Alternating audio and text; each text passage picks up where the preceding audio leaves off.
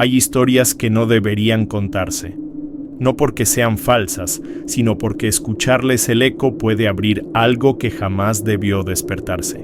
Dicen que hay verdades que no liberan, sino que encadenan, y esta es una de ellas. ¿Qué pasaría si te dijera que cada tragedia de la humanidad, cada guerra, cada catástrofe, cada lágrima derramada, tuvo siempre la misma sombra observando desde el principio? Algunos lo llaman mito, otros castigo, pero quienes lo han visto lo llaman terror puro. Durante siglos, la humanidad ha pintado al mal con rostros distintos, demonios, tentaciones, oscuridad. Pero, ¿y si ese mal no fuese una fuerza externa? ¿Y si siempre hubiera estado aquí, dentro de nosotros, esperando una grieta para volver a respirar? El relato que estás por escuchar no es una leyenda inventada para asustar niños. Es una entrevista real, grabada por hombres que solo buscaban respuestas y encontraron algo que no pertenece a este mundo. Lo que allí habló no pidió ser llamado, simplemente despertó. Nadie puede escuchar su voz sin sentir que algo se rompe adentro, porque no grita, no amenaza, susurra, con la calma de quien sabe que el miedo es su idioma. Cada palabra suya pesa como siglos de horror, y cada silencio deja una herida más profunda que cualquier grito. Este no es un cuento de fe o de castigo, es una advertencia, una puerta que se abrió hace tiempo y que quizás nunca volvió a cerrarse. Si decides seguir escuchando, hazlo bajo tu propio riesgo. Apaga las luces, respira despacio, porque lo que estás a punto de oír no es una historia contada. Es un eco que regresa, una confesión que viajó desde el abismo. Y si alguna vez sientes que alguien te observa mientras la escuchas, no estás solo. Solo recuerda esto: el verdadero mal no aparece de repente. Espera. Siempre espera. El viento soplaba con una cadencia irregular, como si el bosque respirara a través de sus raíces. Nadie sabía exactamente cuándo comenzó el horror, pero todos en el pequeño pueblo de Hollowmere hablaban de una presencia que no dormía. A veces los aldeanos juraban ver un bulto sombrío entre los árboles, una sombra que parecía observarlos con paciencia inhumana. Desde entonces, el miedo se volvió parte de sus días, una costumbre tan natural como el amanecer. Lo que nadie imaginaba era que ese susurro provenía de algo que llevaba siglos esperando ser escuchado. Un día un grupo de investigadores llegó al pueblo. No buscaban oro ni fama, sino respuestas. El líder, Ethan Rowe, un arqueólogo con más preguntas que certezas, había seguido una serie de documentos antiguos que mencionaban un portal de piedra enterrado bajo las colinas. Las leyendas lo describían como un umbral entre el bien y el mal, un eco de lo sobrenatural sellado por monjes que temían su poder. Pero lo que empezó como una simple expedición científica pronto se convirtió en una pesadilla imposible de controlar. A medida que excavaban, el aire se volvía más pesado, como si cada palada liberara un aliento contenido durante siglos. Las herramientas se oxidaban de la noche a la mañana, los generadores fallaban sin razón, y algunos miembros del equipo aseguraban escuchar relatos de horror susurrados entre las grietas. Ethan intentaba mantener la calma, repitiéndose que todo tenía una explicación lógica, pero incluso su voz temblaba cuando el eco respondía a sus palabras. Era como si algo antiguo y maligno los estuviera observando desde la oscuridad. Una noche, bajo la lluvia persistente, encontraron la entrada. Un arco tallado en piedra negra, cubierto de símbolos que parecían moverse con la luz de las linternas. Ninguno de ellos sabía leerlos, pero todos sintieron el mismo impulso de huir. La sensación era densa, casi líquida, un peso que oprimía el pecho y helaba los huesos. Fue entonces cuando Ethan, cegado por la curiosidad y la angustia, decidió entrar. Detrás de él, el resto del grupo lo siguió, sin saber que ese paso marcaría el inicio del terror verdadero. El aire dentro del túnel olía a hierro y tierra húmeda.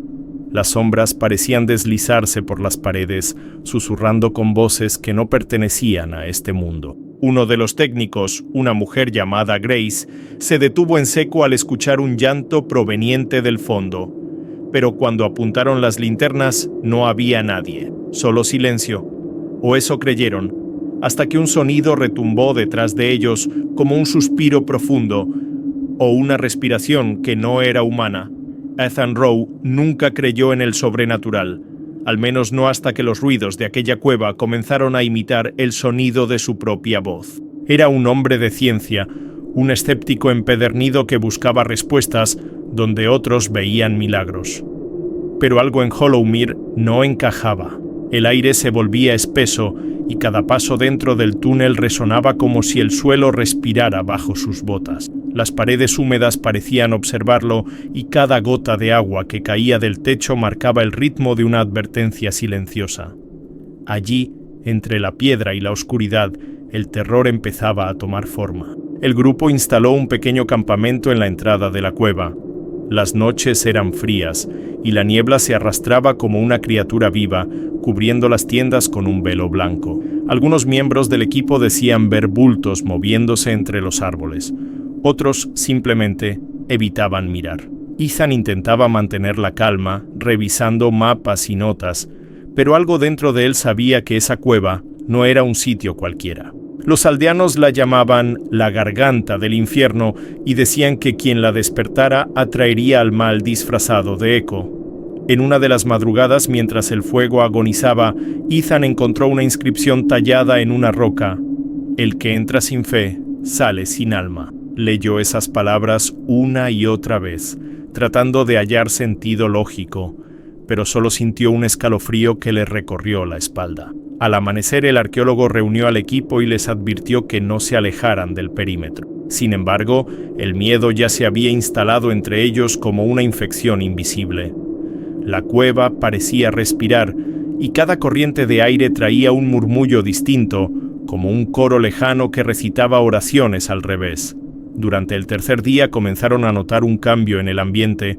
Las brújulas giraban sin control, los relojes se detenían y los generadores fallaban sin razón. El doctor del grupo, un hombre llamado Coleman, aseguró que el exceso de humedad afectaba a los equipos, pero Ethan no podía dejar de sentir que algo más los estaba observando. En el fondo del túnel, un resplandor pálido parecía moverse. Demasiado suave para ser fuego, demasiado real para ser una ilusión. La angustia se apoderó de todos, pero el arqueólogo no podía detenerse. Aquella misma tarde, Ethan tomó una decisión que sellaría su destino: bajar más profundo. Algunos intentaron disuadirlo, pero su curiosidad superó el miedo. Con una linterna temblorosa y una cámara en mano, descendió solo, ignorando los susurros que se filtraban desde la oscuridad. Cada paso sonaba más hueco que el anterior, hasta que encontró una grieta inmensa, abierta en la roca como una herida viva. Se inclinó para observarla, y escuchó un sonido que no debería existir. Una voz tan antigua y dolida que parecía venir desde el mismísimo centro de la tierra. El nombre del joven era Noah Clark, el asistente más impetuoso del equipo de Ethan. Tenía apenas 27 años, una curiosidad que rozaba la imprudencia y una sonrisa que escondía más nervios que valentía. Aquella mañana, mientras el resto del grupo inspeccionaba el campamento, Noah decidió descender por su cuenta. Decía escuchar un zumbido, una especie de susurro que lo llamaba por su nombre desde las profundidades. Al principio los demás pensaron que bromeaba, pero cuando notaron su ausencia y el eco de un grito ahogado retumbó por el túnel, el terror tomó forma tangible. Ethan fue el primero en correr hacia la grieta, con la linterna temblando entre sus manos. Lo encontró de rodillas, inmóvil, mirando una pared lisa cubierta de símbolos que parecían brillar en la oscuridad. Los ojos de Noah estaban vacíos, como si hubieran olvidado cómo parpadear. Murmuraba frases cortas, en un idioma imposible, lleno de sonidos guturales que parecían venir de siglos atrás. Intentaron sacarlo de allí, pero el joven se resistía, como si algo invisible lo sujetara desde dentro. Aquel fue el primer momento en que el equipo sintió que estaban ante algo sobrenatural. Cuando lograron llevarlo al campamento, Noah no era el mismo. Su piel estaba pálida, casi ceniza, y sus labios se movían en un rezo invertido. Nadie entendía lo que decía, pero cada palabra provocaba un eco extraño en las paredes, un murmullo que respondía desde la cueva. Ethan intentó comunicarse con él, pero el muchacho solo levantó la cabeza y con una voz grave que no le pertenecía, dijo: «No debía ser abierto». La frase quedó suspendida en el aire, helando la sangre de todos. Desde ese instante, el miedo se volvió presencia constante, respirando junto a ellos. Las noches se transformaron en un infierno de horror y angustia. Noah deambulaba en silencio con los ojos perdidos, tocando las paredes del campamento como si buscara una salida que solo él podía ver. De vez en cuando sonreía, pero aquella mueca no era humana. El doctor Coleman intentó analizarlo. No había fiebre, ni signos de trauma, ni alteración cerebral aparente. Y sin embargo, su voz cambiaba cada hora, adoptando tonos distintos, como si varias almas hablaran a través de él. Algunos lo llamaban el eco, otros simplemente evitaban mirarlo. En la quinta noche, algo cambió por completo. Noah comenzó a reír sin motivo, una carcajada hueca que parecía no tener fin. El sonido llenó la cueva como un rugido, provocando que las lámparas parpadearan y el suelo temblara. Ethan intentó detenerlo, pero cuando lo tomó del brazo, el joven se volvió hacia él con ojos completamente negros. «Él observa», susurró. Nadie preguntó quién era él. Nadie se atrevió, pero en ese silencio denso, todos comprendieron que lo que había entrado con Noah no era humano, y que ya no estaban solos en aquella cueva. Tras la noche del grito, el equipo decidió registrar cada palabra, cada gesto, cada susto. Ethan instaló 2 cámaras fijas dentro de la carpa principal, una apuntando al rostro de Noah y otra hacia la mesa de observación. Querían pruebas, algo que explicara lo imposible. El doctor Coleman insistía en que se trataba de un caso de psicosis colectiva, pero incluso él temblaba al escuchar cómo la voz del joven se quebraba en múltiples tonos. Noah ya no respondía a su nombre, decía llamarse el que cayó, y cada vez que pronunciaba esas palabras, una corriente fría atravesaba la carpa como un suspiro de angustia. El sacerdote local, Padre Morales, llegó por insistencia del equipo. No lo convocaron como exorcista, sino como observador. Traía consigo una cruz gastada y una calma que parecía desafiar al propio terror. En cuanto Noah lo vio, dejó escapar una sonrisa lenta, inquietante, como si reconociera a un viejo enemigo. «Él me arrojó, pero regresé», murmuró con un tono que no parecía humano. Las cámaras captaron el momento exacto en que el crucifijo tembló en las manos del sacerdote. Nadie se movió. Todos comprendieron que estaban frente a algo que desbordaba cualquier frontera entre lo científico y lo sobrenatural. Durante la primera entrevista, Noah permaneció inmóvil, con la cabeza gacha, mientras Ethan le hacía preguntas simples. Pero al mencionar la cueva, levantó la mirada. Sus ojos no reflejaban la luz, la absorbían. «Lo que ustedes llaman piedra es piel», dijo con voz profunda, resonante, y los monitores registraron un cambio repentino en la temperatura. El aire se volvió pesado y el olor a azufre invadió el lugar. «No soy Noah», continuó. «Soy lo que duerme cuando el hombre reza». La frase quedó grabada, nítida, en todas las cintas. Nadie logró borrar ese fragmento sin que los equipos se dañaran. La segunda sesión fue aún peor. Apenas el padre Morales comenzó una oración en latín, Noah repitió cada palabra, pero con un ritmo burlón, deformando el sonido hasta hacerlo irreconocible. Las lámparas parpadearon, la cámara principal vibró, y un ruido bajo, como un aleteo, se escuchó sobre la carpa. El sacerdote detuvo la oración, pálido. «No es posesión», dijo Ethan sin darse cuenta de que lo decía en voz alta. «Es algo más, algo antiguo». Y aunque intentaban mantener la calma, el miedo ya no era un visitante, se había convertido en parte del aire que respiraban. El tercer día, Noah habló sin moverse, con una serenidad que helaba los huesos. «Soy el eco de lo que arde en silencio», dijo, y la grabadora emitió un zumbido agudo como si el metal respondiera a su voz. Ethan, aterrado, le preguntó quién lo había traído. Noah sonrió, mostrando los dientes manchados de sangre. «Ustedes me cavaron», respondió.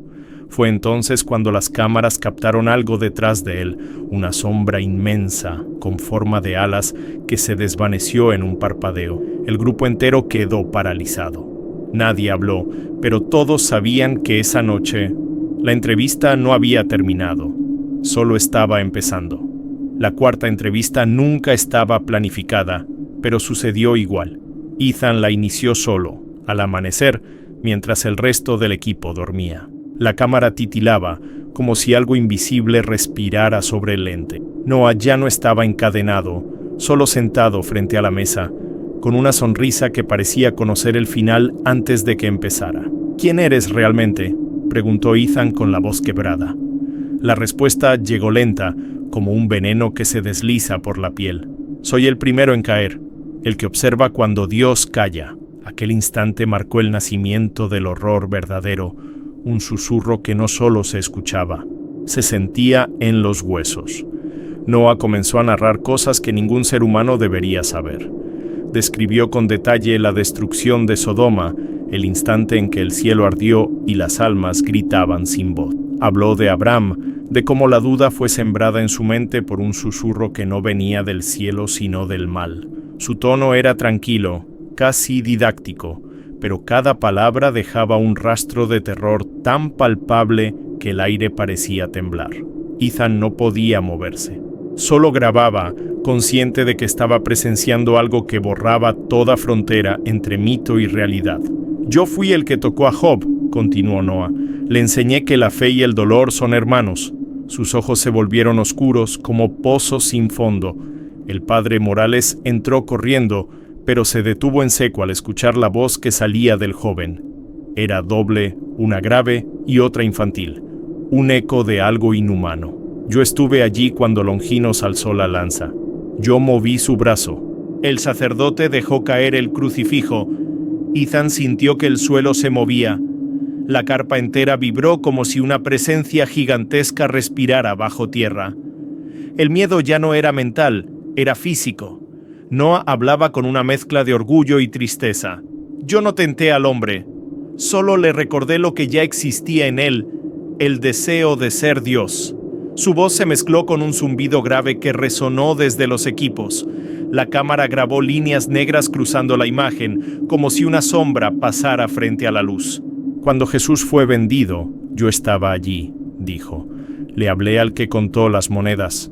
Las luces explotaron. Por un segundo, el rostro de Noah cambió. Su piel se estiró.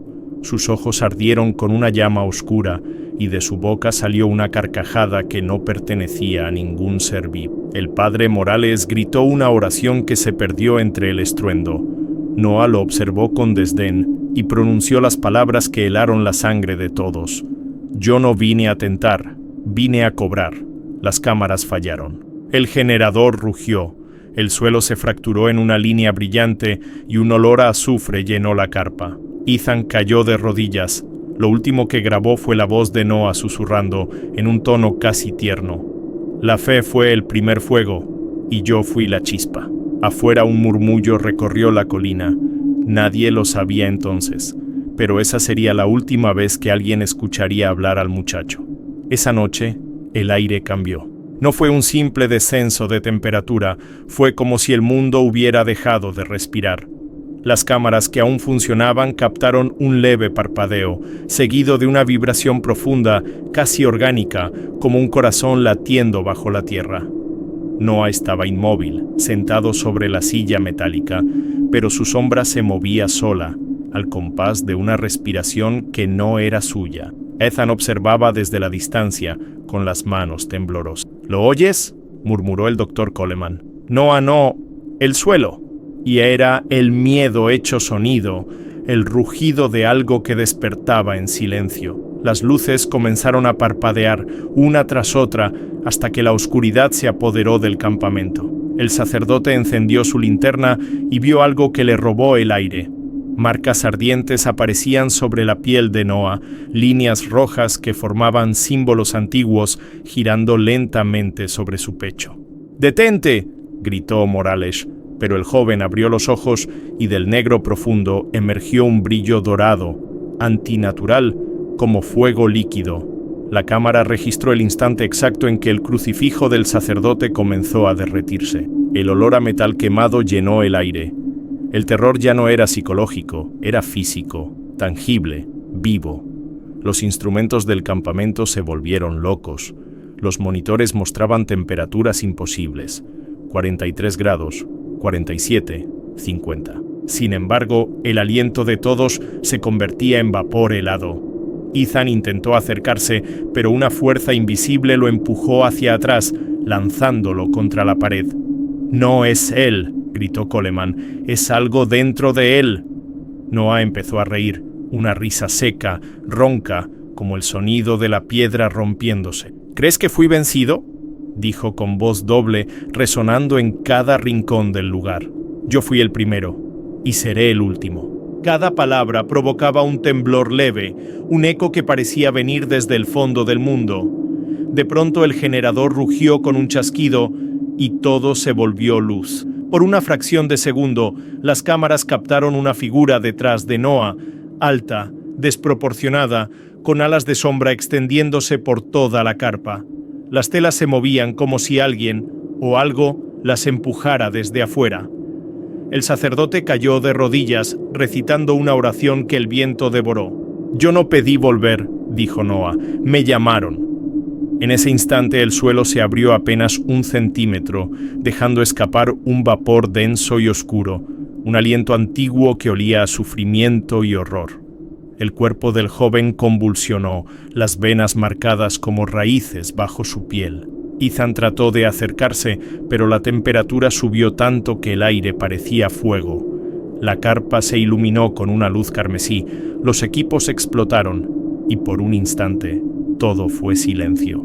Solo el sonido de un aleteo profundo rompía la calma.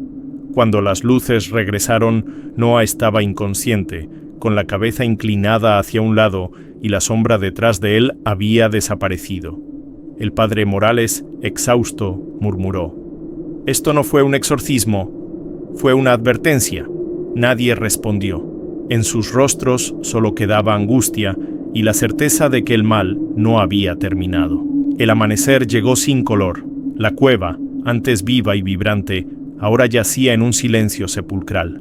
Ethan observaba los restos del campamento, cámaras fundidas, grabadoras chamuscadas, el crucifijo del padre Morales convertido en un pedazo de metal retorcido. Noah seguía inconsciente, respirando con dificultad, su piel cubierta por un tono gris ceniza. Nadie hablaba. Cada uno entendía, sin necesidad de decirlo, que lo que había ocurrido allí no pertenecía a este mundo. Y sin embargo, había pruebas. Grabaciones que mostraban lo imposible, sombras que se movían sin cuerpo, voces superpuestas, objetos flotando apenas 1 segundo antes de caer. Era la materialización del terror más puro. El museo que había financiado la expedición exigió un informe inmediato. Ethan escribió un documento frío, clínico, donde hablaba de colapso emocional y alucinaciones inducidas por condiciones extremas. Pero lo que no incluyó fue la nota que el padre Morales deslizó en su bolsillo antes de partir: «Sellar no basta si la grieta sigue abierta». Esa frase lo persiguió por años. Las noches se volvieron eternas, llenas de sustos que parecían nacer del aire. A veces, Ethan despertaba con el sonido de alas golpeando el techo y un eco grave repitiendo una palabra que no podía olvidar: «Regresé». 3 días después, Noah fue trasladado a un hospital psiquiátrico en las afueras de Sheffield. Nunca volvió a hablar. Su cuerpo se debilitó hasta parecer una sombra del muchacho que había sido. Los médicos lo llamaron catatonia. Ethan lo llamó condena. El sacerdote, por su parte, desapareció sin dejar rastro. Solo su diario quedó atrás, con páginas manchadas por cera y palabras escritas en latín: «Vidit lucem et tremuit infernus». Vio la luz y el infierno tembló. Aquel fue el último registro de alguien que presenció al ángel caído y sobrevivió para contarlo. Pasaron 6 años.